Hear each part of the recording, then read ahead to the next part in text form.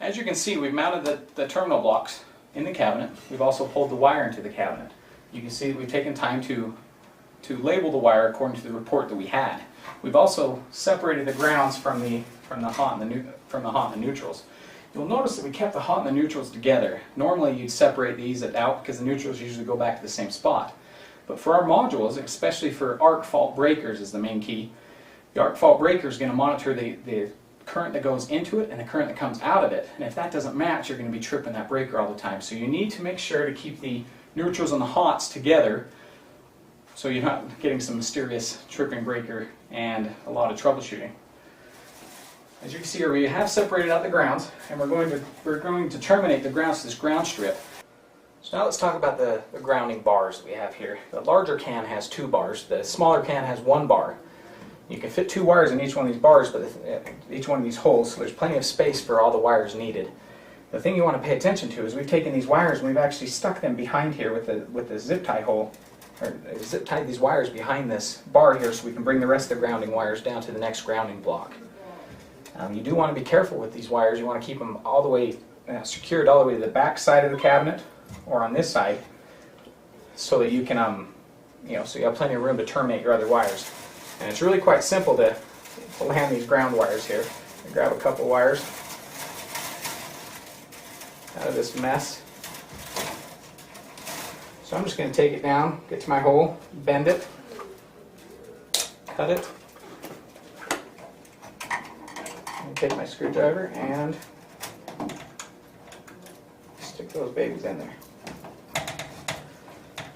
Just like that. I'm going to repeat those steps all the way down to all the grounds are secured. Now that we've terminated all the wires to the grounding bus bar, now the next thing we need to do is terminate the ground to the terminal blocks. It's quite simple. The terminal blocks, the screws already come unscrewed. Now all you have to do is just simply screw it down, and you want to run a ground wire down to the terminal block.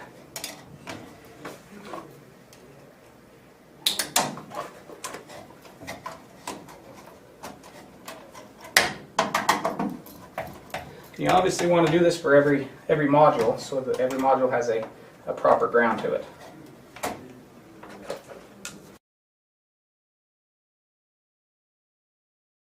And now that we've tied down the ground, we're going to go ahead and the first thing I'm going to do is going to tie the override auxiliary switch.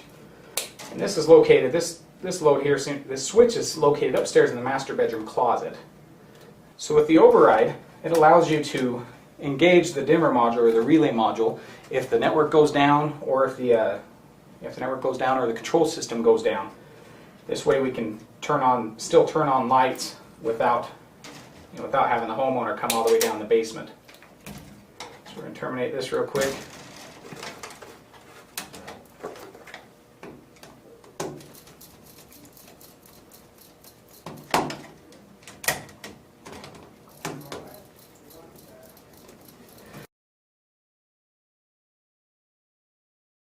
The next step is to grab the neutrals. What we have is we have 2 lines in, two circuits into this module.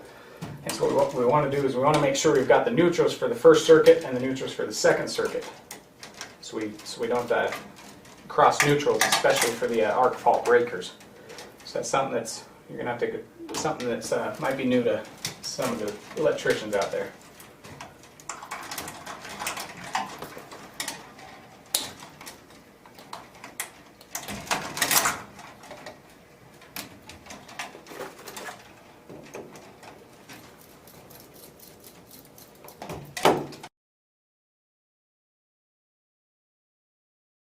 Now that we've got the neutrals tied down for that first circuit, we want to tie down the same loads for that circuit. And we go ahead and follow our load schedule in order to do that. One of these is obviously going to be the main feed from the breaker right here, and then these ones here are the lighting loads out.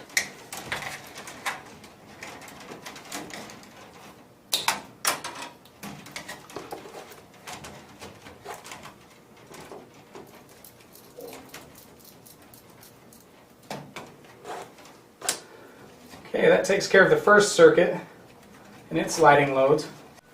So now that we wired up the first circuit on this terminal block, I'm going to go ahead and refer to the module report and the terminal block wiring diagram to finish wiring the rest of these terminal blocks. Now that we've terminated all the wires to all the wired blocks, the next thing you want to do is test your loads. Right here you have jumpers that connect line to your load, and you'll see that they're installed. They're installed when they come from with the blocks. What you can do at this point is you can flip your breaker on, and all your lights should turn on. If your lights don't turn on and it trips the breaker, then you've got another problem, and you want to address this issue before wiring up any of the dimmer or relay or any modules. Okay, now that we've got all the panel wired up, if you're using any 0 to 10 volt, like we are, we went ahead and ran these wires in the class 2 side of this, the low voltage side of this panel. What we want to do with these small little wires, they can get out of hand pretty easy. We want to go ahead and zip tie these and secure these down to the side so that we can get them wired up to our 0 to 10 volt.